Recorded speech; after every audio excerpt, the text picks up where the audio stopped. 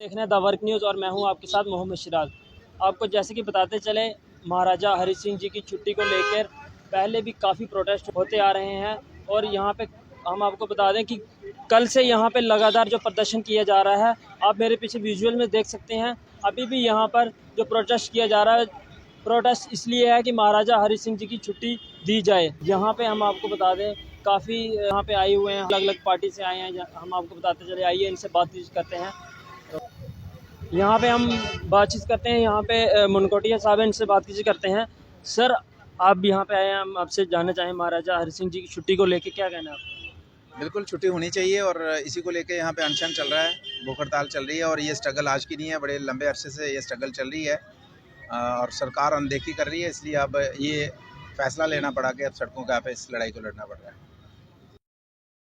यहाँ युवा राजपूत मोर्चा के प्रधान हैप्पी जी भी मौजूद है, आइए इनसे जानते हैं। कल आपको डिटेन भी किया गया था, आप क्या कहना चाहेंगे छुट्टी को लेके? आज आप फिर से प्रदर्शन में बैठे हुए हैं।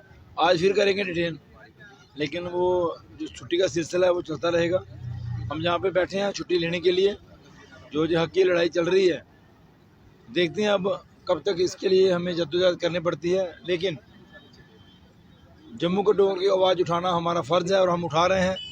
महाराजा को सच्ची श्रद्धांजलि तब भी मिलेगी जब जो उनके नाम की छुट्टी होगी।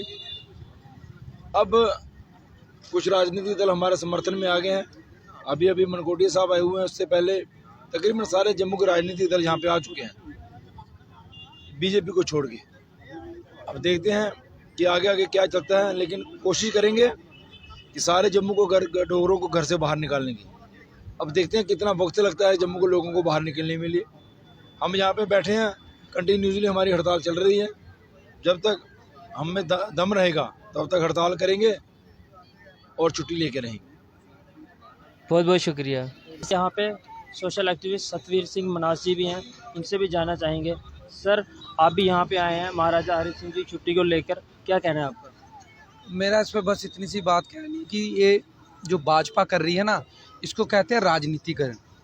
छुट्टी देना कोई बड़ी बात नहीं है, इसके लिए कोई 1000-2000 करोड़ के फंड नहीं रिलीज़ करने पड़ेंगे। आपको सिर्फ जीएडी को सिर्फ एक आर्डर रिलीज़ करना है, उसमें कोई तकलीफ नहीं है, क्योंकि इनडायरेक्टली सत्ता आपकी, आपके हाथ में सत्ता।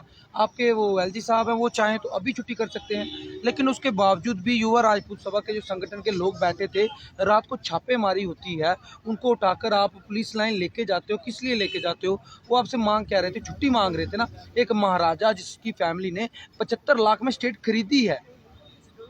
खरीदी है और हमें कभी अंग्रेज़ों का गुलाम नहीं होने दिया।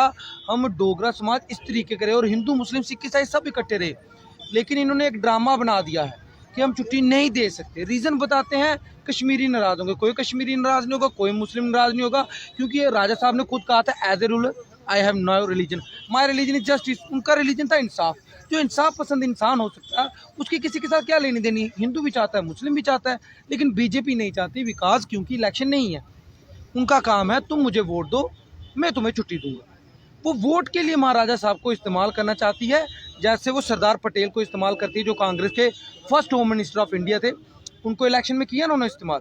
वो महाराजा साहब को इस्तेमाल करना चाहते हैं, उनकी छुट्टी को इस्तेमाल करना चाहते हैं। दैट्स वाई बीजेपी हमें छुट्टी नहीं दे रही। लेकिन हम भी कहना चाहते हैं, कल से आपने जो काम किया है उससे हर एक डोगरे को आपने जगा दिया है, जम्मू वालों को जगा दिया है। अब सब युवा राजपूत सभा के साथ हर संगठन साथ में है और हम मिलकर छुट्टी लेंगे और आपके हलक से निकाल कर भी छुट्टी हम लेंगे ही लेंगे। सर, ये क्या लगातार प्रोटेस्ट चलेगा आपका यहाँ पर? देखिए, जब तक युवा राजपूत सभा ये प्रोटेस्ट करेगी, हम रेगुलर यहाँ पे आएंगे, रेगुलर साथ देंगे।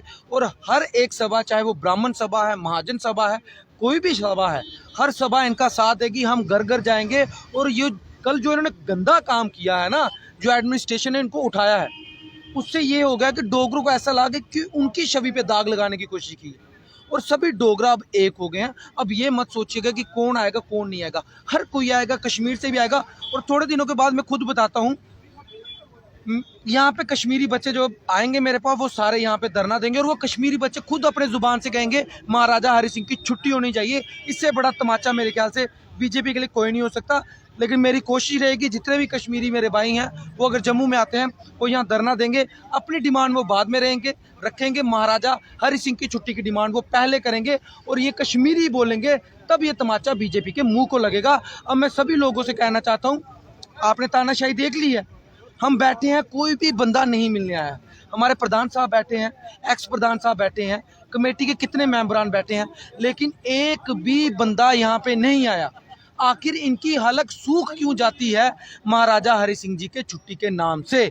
इसका कारण पता क्या है? ये सिर्फ दिखावा करते हैं। हम कश्मीर से नहीं डरते, कश्मीर के लीडरान से नहीं डरते, ये फारूक अब्दुल्ला से भी डरते हैं, ये महबूबा मुफ्ती से भी डरते हैं, और उन्हीं के डर से ये कह देते हैं कि मुस्लिम हमें तंग कर रहे हैं। कोई तंग नहीं कर रहा, उनकी डर की वजह से ये छुट्टी नहीं देते, ये डरते हैं लेकिन बताते नहीं हैं। अगर इनमें दम होता तो हमारे साथ आके बैठते, अगर इनकी कोई सुनता नहीं है तो हमारे साथ आके बैठ जाए धरने में। एक चीज़ तो करें ना, ये फेविकोल की तरह चिपक ही गए हैं कुर्सियों के साथ, इनको लालच इतना हो गया है, छोड़ना ही नहीं चाहते हैं कुर्सियों को, लेकिन छोड़ेंगे नहीं। अब मेरे ख्याल से जनता इनको उठा के बाहर फेंकेगी, ये मैं कह देना चाहता हूँ। ये बीजेपी राजनीतिकरण ना करे, जम्मू कश्मीर के लोग बच्चे नहीं। और ये कानून जो पढ़ाते हैं ना, 1950 में नेहरू जी ने ऐसा कानून लाया था, 1951 में ऐसा कानून लाया था। भाई कानून की बनाओ बत्ती और उसको रख ले अपनी जेब में।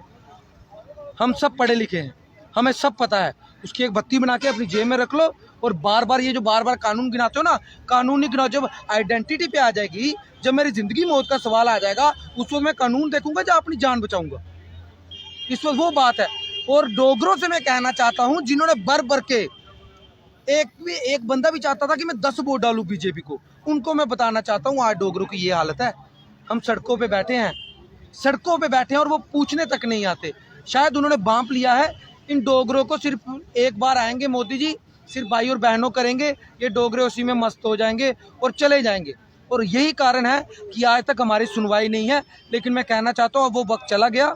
हमारे समाज में बड़े पढ़े लिखा तबका है, बड़ा यूथ है, एग्रेसिव भी है और डेमोक्रेटिक वे से भी चलना चाहता है।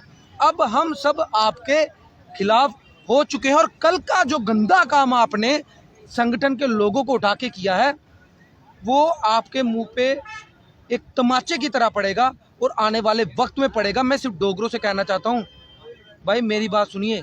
भाषण देने में बहुत लोग अच्छा भाषण देते हैं, जो आपका काम करे उसके साथ चलिए। ये लोग महाराजा की छुट्टी लेने के बैठे हैं, ना कि अपने बाप दादा की छुट्टी के लिए बैठे हैं। सभी घरों से बैठे हैं, सभी काम करने वाले हैं, सभी के घरों में एसी लगे हैं। ये नहीं है ये निकाले हुए हैं तो यहाँ पे बैठ के हैं, सब काम कर रहे हैं। लेकिन बीजेपी को रास नहीं आ रहा। अगर इलेक्शन होती, ये पूरी की पूरी जो बीजेपी की लॉबी है ना, या नकमस्तक होती, इनके पाँव में पड़ी होती अगर इलेक्शन होती। फ़र्क सिर्फ इतना है, इलेक्शन है नहीं, और जो हमारा डर या डोगरों का खौफ दे के ये इलेक्शन कराएंगे नहीं। इनमें अगर दम है तो ये बाहर से लोगों को क्यों लाए? अगर हम सब इतना प्यार करने वाले हैं इनसे, तो ये 25 लाख बाहर से लाने की क्या जरूरत है? हम 50 सीटें तो जिता रहे थे इनको पता है कोई 50 सीटें नहीं निकलेंगी। अब हमको गंदी राजनीति करनी पड़ेगी, तानाशाही करनी पड़ेगी। हो सकता है ये आर्मी का वोट भी डलवा दे, यहाँ पे आर्मी का वोट पीस एरिया में डले, लेकिन ये पीस एरिया नहीं है, ये डिस्टर्ब्ड एरिया है। पहली चीज़ तो ये होगी। और दूसरी चीज़, ये बाकी लोगों को लाके इन्होंने ये हमें दिखाने की कोशिश की है कि डोगरो तुम वोट नहीं दोगे कोई फर्क नहीं पड़ेगा, 50 सीटों का बंदोबस्त हमने 25 लाख वोटर से कर लिया है। लेकिन अब हम अपनी आइडेंटिटी नहीं ख़त्म होने देंगे, जो आप चाहते हो वो नहीं होगा। और ये मेरी तरफ से एक तमाचा है करारा। अगर फिर भी किसी को डिबेट करना है, किसी को शौक़ है कि उसको बड़ा कानून का मालूमात है, तो वो मेरे साथ आ सकते हैं। बीजेपी का बड़े से बड़ा नेता हो, जितना मर्जी बड़ा पंडित हो इनका, वो सामने आए, बात करके बताए, यहाँ पे आके बात करके बताए, और लोकतांत्रिक तरीके से हम बात करेंगे। बाकी इनके साथ लोग पता कौन से रास आते हैं इनको, जो बाला साहब ठाकरे की तरह, राय ठाकरे की तरह ना, जो लोग होते हैं ना, वो इनको जल्दी रास आते हैं। अब ये वही हालात जम्मू कश्मीर में बनाना चाहते हैं। पहले तो हमें जम्मू कश्मीर वालों को बना दिया दुश्मन, अब ये चाहते हैं हम बाहरियों के साथ दुश्मनी करें। तो ये चीज़ जो करेगी, मैं बाहर के लोगों से कहना चाहता हूँ, बीजेपी नहीं चाहती है कि आप यहाँ पे काम करें। बीजेपी चाहती है हमारे और आपके बीच में दंगे हों, और बीजेपी इसका फ़ायदा ले। इसलिए मैं बाहरियों से कहूँगा कि कृपया करके आप बीजेपी की इन बातों से बाहर हो जाइए। बाकी बीजेपी को संभालना हमारा काम है, हम बड़े अच्छे से संभाल लेंगे, और हमें संभालना आता है। हमारे भाई हैं, हमारे संगठन है। वी आर ऑलवेज विद युवा राजपूत सभा, एनी अदर सभा जो भी महाराजा की बात करेगी, हम उसके साथ खड़े हैं, दिन रात खड़े हैं। बाकी आपने कहा कितने दिन चलेगा, इस साल एक चलेगा, हम साल एक आएंगे, 2 साल चलेगा, 2 साल आएंगे। बाकी जनाब को मैं बता देना चाहता हूँ, कानून फिर से मत गिनाएगा, क्योंकि आपसे ज़्यादा कानून यहाँ पे बैठे हुए लोगों को भी पता है। आप तो पंच का चुनाव नहीं जीत सकते थे, आप एमएलए का चुनाव जीत के वो जो हवा है आपके दिमाग से निकल नहीं रही, जल्दी से जल्दी निकालिए और ग्राउंड पे आ जाइए। बस यही कहना चाहता हूँ।